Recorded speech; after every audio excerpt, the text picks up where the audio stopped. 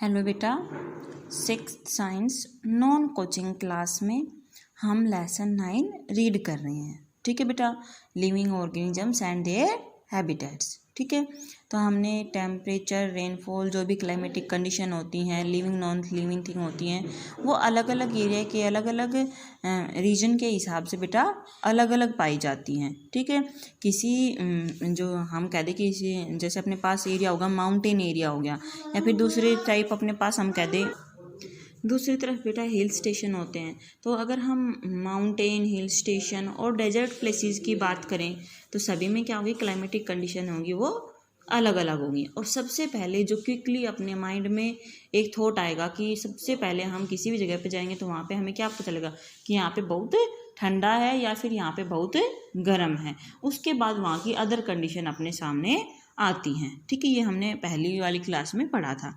अब हम स्टार्ट करते हैं उससे आगे। In previous chapter we learn that earthworm like to live in the muddy places. Earthworm होते हैं यानी मिट्टी में रहने वाले कीड़े होते हैं, वो मडी प्लेसेज पे, कीचड़ वाली जगह पे रहते हैं। कॉकरोचेज हैं वो भी अंधेरे में रहते हैं। स्नेल्स हैं वो भी गीली जगह पे रहती हैं।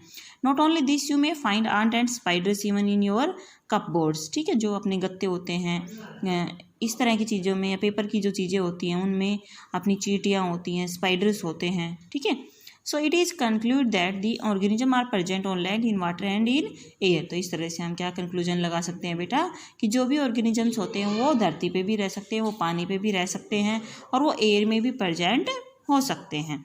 Not only this organism are found even in cold spring at in the hot opening of the volcanoes. ये ज़रूरी नहीं है कि आपको जो ऑर्गेनिज्म देख रहे हैं वो सिर्फ कोल्ड जगह पे ही मिले। वो कहाँ पे मिल सकते हैं बेटा, वो गर्म प्लेसेस में, गर्म जगह पे भी, जैसे वोल्केनो होता है, ठीक है, ज्वालामुखी होता है, वहाँ पे भी इन ऑर्गेनिज्म की प्रेजेंस हो सकती है। ठीक है, आगे देखते हैं बेटा हैबिटेट्स। हैबिटेट्स होते हैं आवास, निवास। किसी को हम अगर आसरा दे उस चीज़ को हम बोलते हैं habitats. We need food, water and shelter and we live in towns and cities because these places fulfil our daily needs. ठीक है, हमें क्या चाहिए बेटा, खाना चाहिए, पानी चाहिए, शेल्टर चाहिए। ठीक है, हमें आवास चाहिए रहने के लिए। हम क्या रहते हैं, हम टाउन्स में रहते हैं, सिटीज़ में रहते हैं, क्योंकि क्यों रहते हैं इस जगह पे, क्योंकि ये जो जगह है हमारी फुलफिल करती है हमारी नीड्स को। ठीक है, जो हमारी आवश्यकताएं होती हैं उनको पूरा करती हैं। In fact all living beings like to live in those places which are best suited for their daily needs.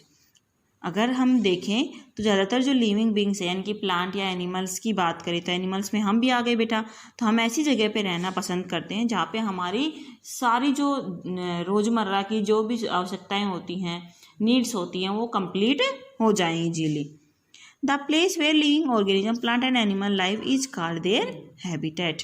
जहाँ पे भी ऐसी जगह जहाँ पे भी लिविंग ऑर्गेनिज्म, प्लांट या एनिमल रहते हैं उसे हम क्या कहते हैं, उसका हैबिटेट कहते हैं।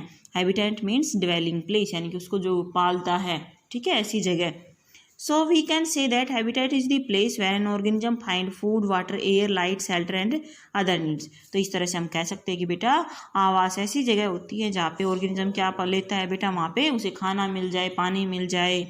ठीक है, एयर हो, लाइट हो, उसका आवास हो यानी कि घर हो उसका, और उसकी जो भी दूसरी आवश्यकताएं हैं वो भी कंप्लीट हो जाएं। Several kind of plant and animals में share one habitat.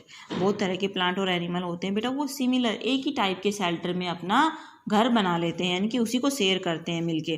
For example A camel can survive on very little water in A hot and dry climate. अगर हम एक ऊँट की बात करते हैं बेटा, वो हल्का सा पानी चाहिए उसको, वो किसी भी गर्म जगह पे वो सर्वाइव कर पाता है। ठीक है, सूखी जगह पे वो रह जाता है। So camel is well situated for hot and dry climate of the desert. तो इस तरह से जो ऊँट होता है बेटा वो हॉट और ड्राई क्लाइमेट में, मरुस्थल के जो बहुत गर्म जगह होती है, सूखी जगह होती है, वहाँ पर भी अच्छे से सर्वाइव कर पाता है। A cactus also grow and survive in hot and dry climate. जो कैक्टस होता है वो भी बेटा इसी तरह के प्लेसेस में, इसी तरह की जगह पे क्या करता है, सर्वाइव कर लेता है, यानी कि वो ग्रो करता है अच्छे से।